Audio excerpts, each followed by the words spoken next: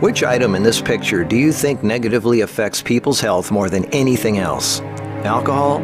Cigarettes? The donut? Hamburger? Sure, they're all pretty bad for you, but most people know that and at least try to limit their intake somewhat to these items, even a little bit. But it's the things we don't think about that can really cause damage. Things we use every day so regularly we don't even think about how its constant use could actually be killing us. The real culprit is the chair.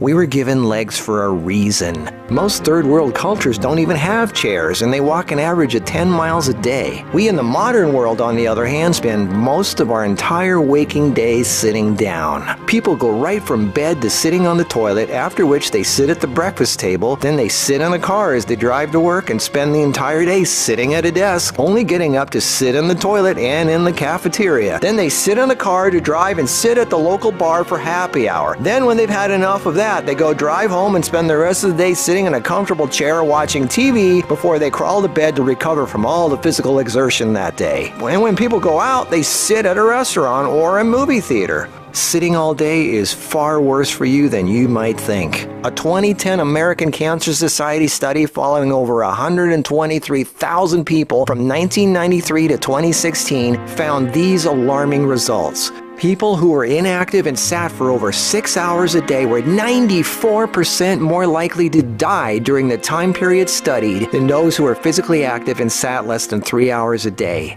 That's almost 100%. And get this, findings were independent of physical activity levels. The negative effects of sitting were just as strong in people who exercised regularly. 60%, that's over half of employees surveyed, were convinced they would be more productive if they had the option to work on their feet. Medical experts have started referring to long periods of physical inactivity and its negative consequences as sitting disease. Below this video are links to an endless list of medical studies showing physical inactivity and low fitness are serious threats to cardiovascular health. Even with a low body fat index, sitting has been linked to non-alcoholic fatty liver disease. Studies showing differences in brachial and femoral artery responses to prolonged sitting. Studies showing reducing sedentary time may protect DNA. Sedentary lifestyle has been linked to depression. How sitting less increases muscle mass. Multiple studies linking diabetes to inactivity and sitting. Cells in idle muscles don't respond well to insulin, so the pancreas produces more and more, leading to diabetes. And how 5 minutes of